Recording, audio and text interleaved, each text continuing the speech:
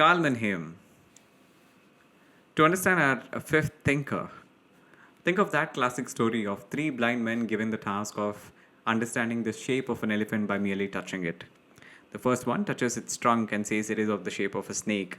The second one touches its leg and says it is like that of a tree. A third one touches its side and says it is like that of a wall. Well, none of them are wrong, but none of them are fully right. Karl Mannheim would say this is how our social world works. Our social knowledge about our social world is, it depends on how each of these perspectives is shaped. Welcome to Think Sociology. I am Bhargav, and this video is about Karl Mannheim and all of the sociological concepts given by him. And if you're preparing for UGC NET set or looking for value addition for your UPSC answers, then I think this is a video for you. Or in general, if you're looking for a wider perspective of the society, then welcome. With that, I think we can get started with the important topics. There are 7 topics in all, and we will quickly look at all the topics in under 10 minutes. To understand the sociology of knowledge, first let's begin by understanding what is knowledge. Knowledge comprises of 2 components, Mannheim says. First is truth, which is scientific, which is empirical and can be tested. And then there is beliefs. This comprises of all the superstitions or traditions and religion and all that. So the overlap of these two comprises of knowledge. And the sociology of knowledge as a word itself is not coined by Karl Mannheim. It is given by Max Schleiner. And even the book of the exact words, Sociology of Knowledge, is not written by Mannheim. It is by Werner Stark. In case, if this is a question, match the following question, then you have to remember that this is Stark, but not Mannheim, who has written the book of Sociology of Knowledge. However, extensive body of work on Sociology of Knowledge was done by Karl Mannheim. He defines it as a study of relationship between human thoughts and the social context in which it occurs. And it can be determined based on the position of a social group in the society. So based on that particular social position, they will have a social thought pattern, right? If they are oppressed, they will have a utopian thought pattern. If they are ruling class, they will have an ideology. Mannheim discusses ideology as a conservative mechanism to maintain the status quo in the society. Ideology comprises of ideas, beliefs, and values in order to justify the existing social order. What would politicians say to promote their existing social schemes, and think of all the ways they justify how they have brought about change in the society. That said, he says there are 2 different types of ideology. One is total ideology, which talks about a complete view of society of each different group. For example, think of bourgeois and proletariat. Each of them have their own worldview. Each of them know things about the world which they believe to be of complete knowledge, right? They do not hide any facts.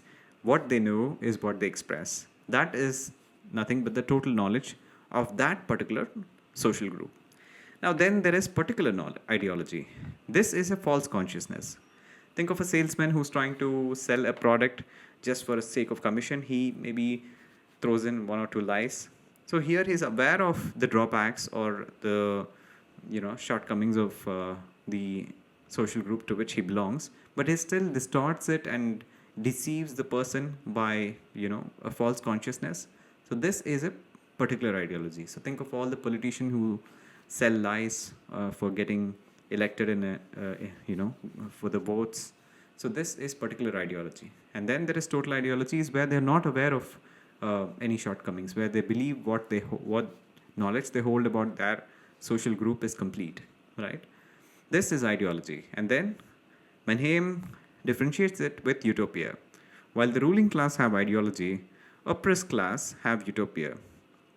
Utopia is revolutionary in nature, and it aims to transform the status quo. So the difference between ideology utopia we are seeing here. So ideology seeks to maintain the status quo, and utopia seeks to transform the status quo. Ideology is held by ruling class, utopia is held by oppressed class. He calls utopia as premature truths because these utopian ideas will go on to become part of the actual truths in the future. He divides or classifies the utopia into 4 different types. Orgiastic chillism, which is that sudden outburst in the society where people say things have to happen overnight, we need to overthrow the existing government, or the political structure that is governing them. The second is liberal humanitarian. This is more of a gradual mechanism. The people in this particular group understand how things work in a gradual manner in the society. So all their planning aims at a more liberal and a gradual process. And then we have conservative nostalgic utopia. They hark back to a glorious past. So they believe in history, and they look for that golden period in the past, and they aim to recreate it. And then we have socialist communist utopia. So they are the most organized group which take up a class struggle to achieve their utopian goals. With this, I think we can understand the difference between the two in a bit more clear manner in the historical relativism. Right, now each of these groups that we have, say for instance let's say bourgeois and proletariat, they will have their own total ideology which they believe is complete, right? The problem here is everyone is biased. Bourgeois is biased in their own views, and proletariat so too is proletariat, and so each of them is equally right. So the problem here, the danger here is there is no scope for objectivity. What is the objective truth? Think of a king in 350 BC and a present day student, a medical student. Each of them will have their own views. None of them, I don't think they'll agree on anything at all. Given a treatment for a fever, I think the king in the 350 BC would say, just spread some leeches on the body and it'll magically take away the fever from the person. And obviously the present day student would say a parasite would do the job. So both of them may be right in their own social position. In that particular time, in that particular place, maybe that would have worked for that king. So this is the problem of relativism. Both are equally right. The problem here then is truth doesn't exist. What is truth here? To this, Mannheim replies the solution as relationism. Here he accepts that knowledge is rational and that it is partially right. So both can be right in their own accord. And that each of these acts as a piece of a bigger puzzle. Only by understanding and accepting all these parts can we understand the social world as a whole. So human thought is bound to a specific time and place. This is what he calls it as historical relativism. And then he spoke about a conflict. Okay, this is the disagreement with Karl Marx that he had. Although he studied Karl Marx extensively, he has proposed ideas, but most of them were contradictory to Karl Marx or even to Frankfurt School in Germany, which aligns with Karl Marx's ideas. Karl Marx was of the opinion that social conflict in the society is due to the class conflict because of the class consciousness which exists, while Mannheim says class consciousness cannot possibly occur, and it is only due to the diversities in the thought that different social groups hold, that is how the social conflict is occurring, right? It is not due to the class consciousness, like Karl Marx has prescribed. And then he spoke something about democratic planning. So this is again a keyword. Even if you don't remember the concepts, if you just remember the topics as highlighted in orange, like sociology of knowledge, ideology, utopia, historical relativism, if you remember these keywords, that will still do the job for UGC net. But to understand in detail, democratic planning, any modern country needs a system of governance. It can be a laissez-faire economy where the citizens are left completely to their own wish to carry out their own economy, to carry out their uh, business of their liking, and to lead a lead a profitable life, to contribute to the economy in a sense that there's no much restrictions. They are allowed to do whatever they want. And then there is totalitarianism, where there is complete dictatorial control, and we cannot pursue uh, unless licensed by the authority. So here is Karl Mannheim asking for a third way or a middle path, that he calls it as democratic planning or social planning in some books.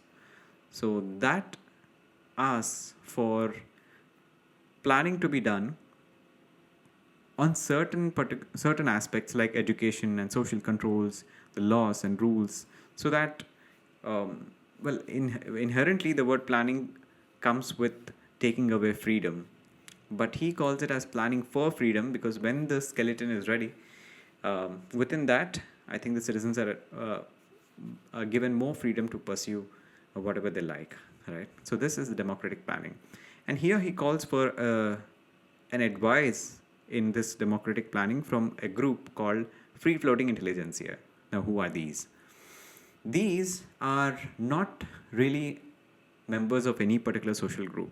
They're relatively unattached. They may have biases. Nobody is completely free from biases, but they're relatively unattached to any social group. So they can act as mediators. They have knowledge about the different social groups, their problems, aspirations. So they are very intellectually capable of giving an advice for democratic planning. And their job is to bring about a synthesis in the society by taking the best parts of all the total ideologies. Right? Sorry. So we have then problem of generations. Mannheim talks about three different aspects of generations. Like generation location is the year in which you're born. Generation actuality is the experience which you have, and then generation units within a same generation. How differently do you react to an event? To understand this, think of you sitting sharing the same row in a movie theater. You may not speak to the person in the last corner of the same row, but you still have the same experience of the movie. That is the generational actuality, right? You undergo the same, let's say, the trauma of the COVID. A whole of the generation experienced it. So that is the generational actuality. Now, generational units is even within the same generation, there may be difference in the way you react. So how the Gen Z these days are taking resignations, they're not taking commands from their bosses. That varies from the millennials, because they constitute what is known as generational units, according to Karl Mannheim. Now, the difference here is the older generations have ideologies. Again, ideologies are status quoist, right? They're conservative and they try to maintain the status quo. And the new generations are more towards utopia, right? They want a revolution. They want to break the status quo. So this is These are all the concepts given by Karl Marx. And finally, we have books. The most important book of Karl Mannheim is Ideology and Utopia. This is the most repeatedly asked question, and it is published in the year 1929. Okay, especially if you're preparing for UGC NET, it's important to remember the year and the book, because sometimes they'll ask chronologically or even match the following. So better remember the year as well as the book. Ideology and Utopia is important. Structures of Thinking is not really a book, but it is mentioned in some resources, so I've added it here. It is the same as Structural Analysis of Knowledge, and then essays on Sociology of Knowledge. All these are posthumously written. With that, I think we have covered all the topics. If you have any questions, you can leave it in the comments. And we have 21 more thinkers to go, and I'll see you in the next one. I hope this is useful. Thank you.